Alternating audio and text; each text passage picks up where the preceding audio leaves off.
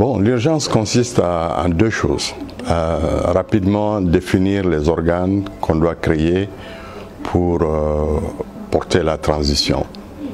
Et deuxièmement, le contenu qu'on doit donner à la transition. Les matières qui sont indispensables, incontournables et urgentes à gérer pendant la transition.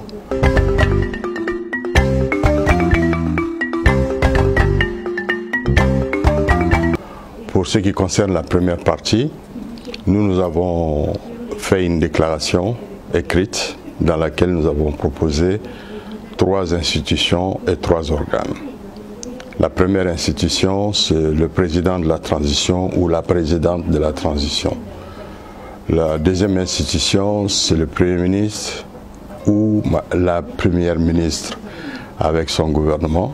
Et la troisième institution, c'est un organe législatif de la transition qu'on appellerait Conseil national de la transition ou Conseil national pour le salut du peuple au lieu de Comité national.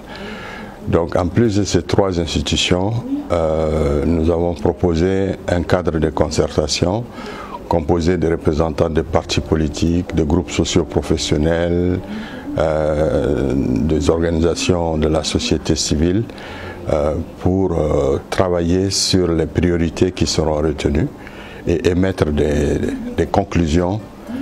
Et ensuite, le deuxième organe qu'on a proposé, c'est un comité d'experts qui prendrait les conclusions issues du cadre de concertation pour les traduire en texte, en projet de texte législatif, réglementaire ou référendaire. Et le dernier organe que nous avons proposé, c'est un organe, un mécanisme de suivi et de contrôle de la transition. C'est-à-dire quand la feuille de route de la transition va être adoptée, cet organe-là sera là pour s'assurer que les priorités dégagées sont mises en œuvre. Donc ça, c'est par rapport aux organes. 3 institutions et 3 organes.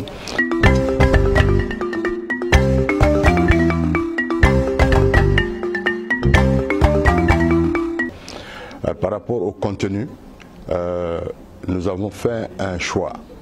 Il y a des réformes qu'on ne peut pas confier à un président élu.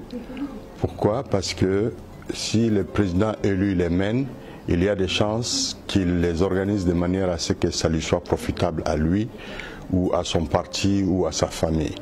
Donc ces réformes-là, je pense qu'il vaut mieux les faire pendant qu'on est en période de transition où l'équipe est relativement neutre et c'est des gens par vocation ne pourront pas se présenter pour être élus, ni comme président de la République, ni comme membre du Parlement. Donc la première priorité, c'est la réforme des institutions. Il y a 8 institutions présentement. Il y en a quelques-unes qui valent plus que d'autres, de par leur nature, leur contribution au débat. L'institution de la présidence de la République est trop puissante dans notre système et l'exécutif a tendance à dominer tout le reste. Il faut voir dans quelle mesure on peut réduire la place de l'exécutif et renforcer la place du législatif. Ensuite, la Cour constitutionnelle, il y a eu beaucoup de mal-donne dans l'exécution de ses fonctions. Il faut revoir la façon de nommer les juges, faire en sorte que le président de la République ait moins de prise sur la nomination des juges, ainsi de suite, ainsi de suite. Le Conseil économique, social et culturel, le Haut Conseil des collectivités sont certaines institutions dont l'existence même pose des questions. Par contre, il y a de nouvelles institutions comme la Cour des comptes pour se conformer aux prescriptions de l'UEMOA, mais aussi éventuellement le Sénat ou le Conseil de transition qui va constituer la deuxième chambre. Ça, c'est l'aspect institutionnel. Il y a les aspects politiques liés à la charte des partis politiques, à la loi sur le chef de file de l'opposition, et il faut revoir tout ça pour que le jeu politique soit plus clair. Et le financement des partis politiques, la quantité des partis politiques, comme on appelle le fait qu'on soit élu dans un parti, au titre d'un parti, et qu'on bouge pour aller vers une nouvelle alliance. Donc tout ça, c'est des considérations qu'il faut mettre sur la table pour faire la mise à jour. Il y a la loi électorale. La loi électorale doit être réformée avant les prochaines élections, tirer les enseignements des insuffisances qu'on a relevées dans la loi à l'occasion des élections précédentes pour faire une mise à niveau de cela.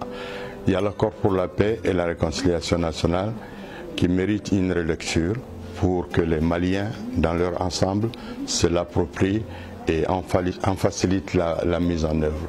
Donc il y a ces 4 priorités, plus la réforme du secteur de la défense et de la sécurité.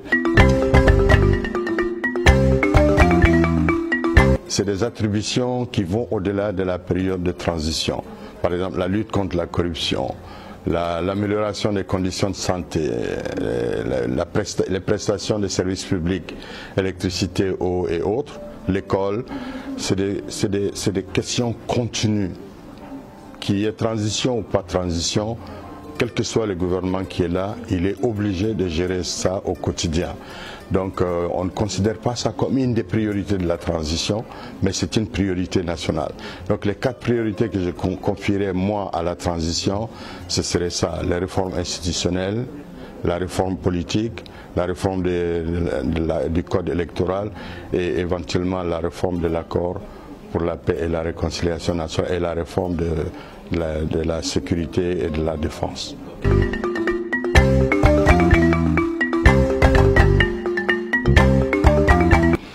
Nous avons le droit de circulation des populations. Les Maliens peuvent partir en Côte d'Ivoire, au Sénégal, au Nigeria et y résider pendant 90 jours sans avoir besoin de visa, de passeport ou de quoi que ce soit. Maintenant, si au-delà de 90 jours ils veulent rester dans ces pays-là, ils doivent se conformer aux prescriptions de l'immigration, payer ce qu'il y a à payer et résider et travailler là-bas. C'est leur droit. En plus de ça, les marchandises qui sont fabriquées au Mali, importées dans les 14 pays, sont dispensées des droits de douane. Donc ça c'est des avantages de la CEDEAO. Et puis en plus il y a une solidarité en matière de sécurité. Les uns viennent appuyer les autres quand c'est nécessaire, quand il y a une menace qui vient de l'extérieur. Ça c'est les avantages.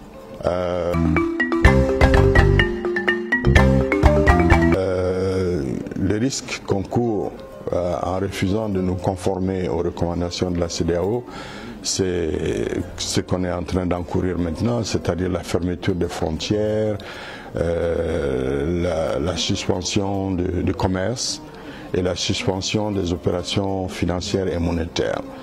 C'est excessif, ça excède ce que le protocole sur la démocratie et la bonne gouvernance prescrit, mais puisque c'est là, il faut faire face à ça.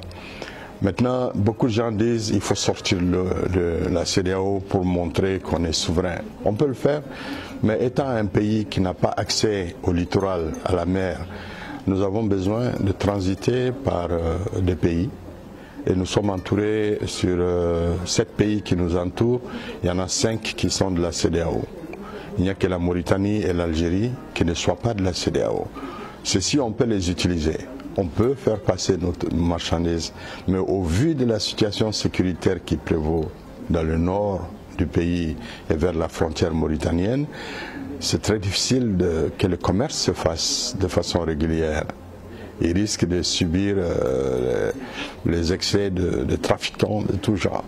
Donc pour le moment, l'alternative viable pour nous, pour accéder à la mer, c'est passer par la CEDEAO. Et pour faire le commerce, c'est aussi utiliser les pays de la CEDEAO pour faire le commerce, pour faire transiter les marchandises. Donc à mon avis, on doit faire un effort pour faire en sorte qu'on puisse se conformer à ce que la CEDEAO souhaite qu'on fasse, et quitte à ce que s'il y a des difficultés, qu'on leur fasse appel pour qu'ils nous aident à trouver des solutions alternatives. Ça c'est quelque chose d'envisageable.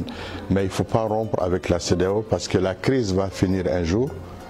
Le pays va retourner le Mali va retourner à la normale un jour. Le Mali va retourner à l'ordre constitutionnel. Et à ce moment-là, si ça trouve qu'on a tourné le dos à la CEDEAO, ce sera préjudiciable pour nos compatriotes parce qu'il va falloir en ce moment prendre le visa pour rentrer dans ces pays-là. Il va falloir aussi dédouaner nos marchandises si on veut les amener dans l'espace CEDEAO.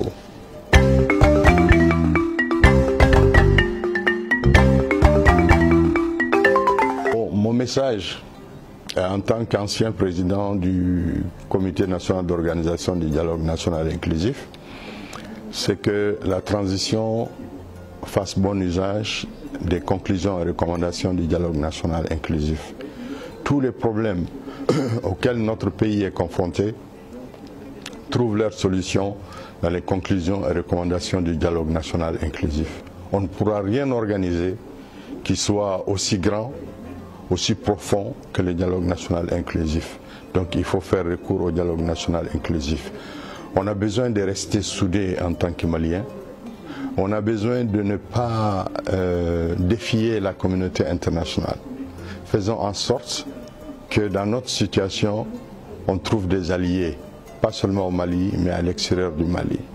Et travaillons pour être des vrais citoyens, soyons animés par le civisme et acceptons les sacrifices que la période nous impose et ensemble, nous arriverons à sortir notre pays de la crise. Après la transition, que le Mali ne retombe plus jamais dans les travers que nous avons connus. Les travers de gouvernance, les travers d'abus et les travers d'insouciance vis-à-vis du peuple.